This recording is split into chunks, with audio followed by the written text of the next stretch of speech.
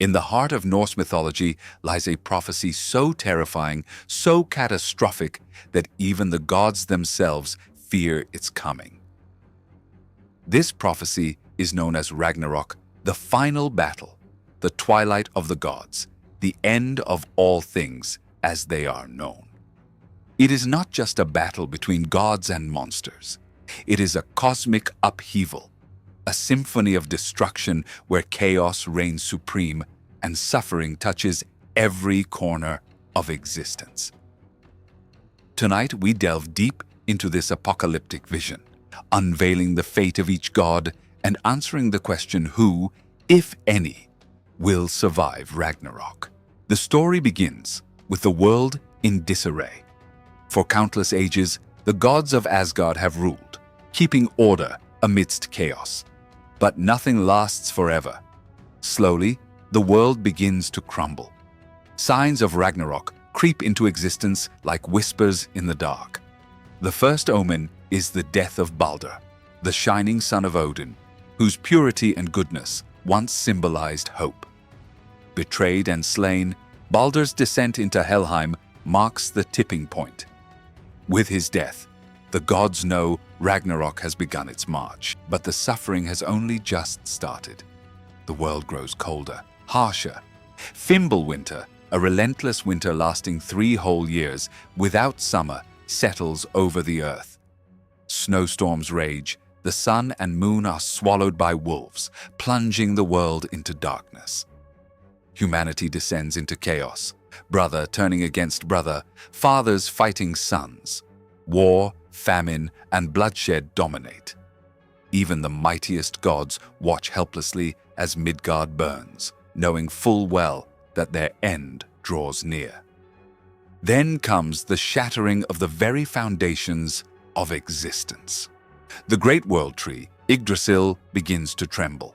Mountains crumble, the seas rise, and the barriers separating the worlds fracture. From the depths of Helheim, Loki, the trickster god, bound in chains for his betrayal, breaks free. His eyes burn with vengeance, and by his side march the legions of the dead. Ships made of dead men's nails sail across the poisoned seas, carrying monsters and giants, all united with one goal: to destroy the gods and unravel reality itself. As the heavens split apart, the final battle begins on the plains of Vigrid, an endless battlefield soaked in blood and sorrow. On one side stand the gods of Asgard, led by Odin, the All-Father. On the other, the giants, monsters, and the forces of chaos. The clash is brutal, merciless. Odin, knowing his fate, charges into battle atop his 8-legged steed, Sleipnir. His eyes meet those of Fenrir, the monstrous wolf, and his doom. In a ferocious struggle, Odin fights valiantly, but Fenrir's jaws are unyielding. The All-Father is devoured, swallowed whole by the beast he once sought to bind. But vengeance does not wait. Odin's son, Vidar, the silent god of vengeance, steps forward. Wearing a magical shoe crafted over centuries, he drives his foot into Fenrir's lower jaw, forcing it open, and with all his might, he slays the beast. Yet the victory is hollow. The cost has already been paid. The greatest of gods lies dead, and the battlefield grows darker still. Elsewhere, Thor, the Thunderer, faces his arch-enemy, Jörmungandr, the World Serpent. The two have been destined to meet in this fatal clash since the serpent was cast into the sea. Thunder roars, lightning cracks, and the serpent's venom fills the air. After an earth-shattering battle, Thor manages to crush the serpent's skull with Mjolnir, ending the beast's reign of terror. But triumph turns to tragedy. Thor takes only 9 steps before the serpent's venom consumes him, and the god of thunder collapses lifeless on the battlefield. Loki, ever the deceiver, faces Heimdall, the vigilant watchman of the gods. Their animosity, centuries in the making, explodes in a dance of blades and cunning. Both strike fatal blows, each collapsing into death, their feud finally extinguished amidst the wreckage of the cosmos. the sea god Njord, the fertility god Freyr, and many others fall, unable to withstand the relentless onslaught. Freyr, deprived of his mighty sword, is no match for Surtr, the fire giant who wields a flaming blade capable of setting the world ablaze. Surtr marches through the battlefield, leaving trails of fire in his wake. Once the gods are broken, he thrusts his sword into the heavens, and the skies themselves ignite.